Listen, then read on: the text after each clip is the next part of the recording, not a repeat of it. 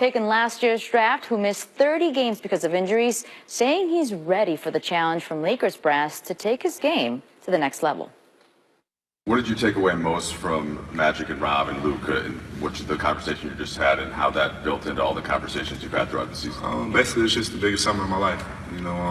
Time to transition now from rookie year to pretty much sophomore year. So just looking forward to it, ready to put in the work and get after it. Do you have to get stronger? Most definitely. Like I said, I want to play 82 games next year. I think this year I played 50, 52. So definitely got to come from the weight room and just get my body ready and be ready to go. For more on the Lakers, here's First Take.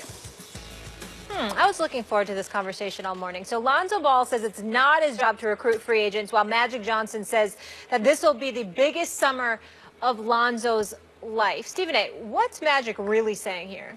I think what Magic is saying is that he needs Lonzo Ball to step up so he can help attract free agents, marquee free agents. You're not just a player wearing the purple and gold. You're the point guard of the reinvigorated Showtime, at least in Magic Johnson's eyes. That's the expectations when you made Lonzo Ball the #2 overall pick of the franchise. You want somebody, you know that he can push the ball up the floor, you know that he can pass, you know he's got a high basketball IQ.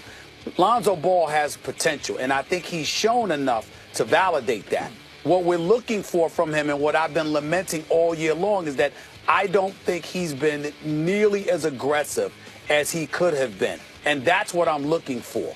Even though the numbers may have been even a little bit better than Jason Kidd when Jason Kidd was a rookie, understand that Jason Kidd came right on this show and said, don't compare him to Lonzo Ball, or don't compare Lonzo Ball to him. He said it for one reason.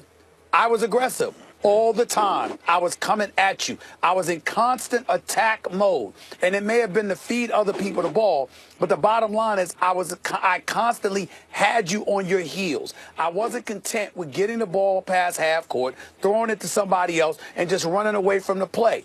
I wanted to be a part of the action at all times. I wanted to keep me in constant attack mode and have you on your heels. That's what Lonzo needs to do. He doesn't need to score 20 a game, max. He doesn't need to average 13 assists a game or anything like that. But what he does need to do is have the ball in his hands and be in constant attack mode so he can facilitate for other people, so Magic can have the quality of play that he's looking for from his team, and thereby making it more attractive for prospective free agents. Without that, you don't have a point guard. And if you don't have a point guard, what's the possibility is there going to be of you attracting one of those marquee free agents you are in pursuit of?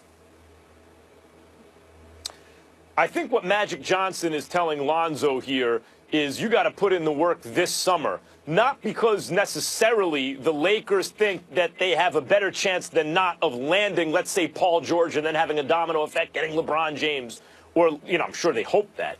But because if Lonzo puts in the work this summer and improves upon his rookie season, given the presence of Brandon Ingram and Kyle Kuzma and Luke Walton's up-tempo offense, the Lakers have a chance to be good enough that in the following offseason, when Kawhi Leonard is a free agent, among others, Kawhi Leonard from the area, they have a good chance to land them, even if they strike out on these free agents this year. Lonzo has to be attractive enough. And let's not forget that I thought Lonzo had a solid rookie season, tell you the truth. I know what you mean about being aggressive. He gave up the ball sometimes, across his half court. He's giving up the ball.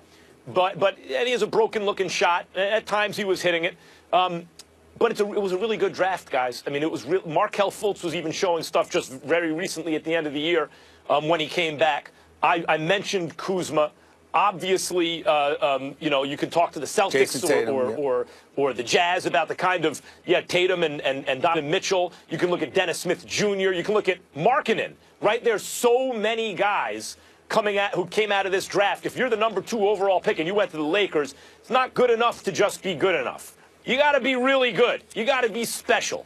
And if Lonzo can be special, if he can put in his work this summer and be special, then even if the Lakers don't get Paul George or LeBron James, they got a good shot at Kawhi and others the following offseason. I think that's what Magic was referring to. Well, listen, he's not the only one. Brandon Ingram's got to get in the weight room. He needs to be right up in there just as much as Lonzo Ball needs to be up in there, because you have two talented young players, but from a physical perspective are relatively weak. That has to be addressed.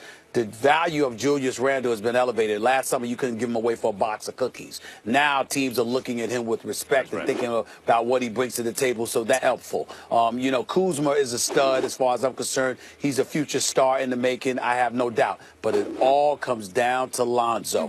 If Lonzo is that dude, the Lakers are on the come up. Yeah, also a big summer, though, for Magic as well. We all know why, to show he can land a marquee free agent. We'll leave it there, guys. When we come back, more NBA playoff talk on the way. The Wizards sound mighty confident heading into their series with the #1 seed. Were they disrespectful in saying they're happy with the matchup? Don't touch that remote. Think about this for a second. I'm going to give the ultimate compliment. Their only loss was by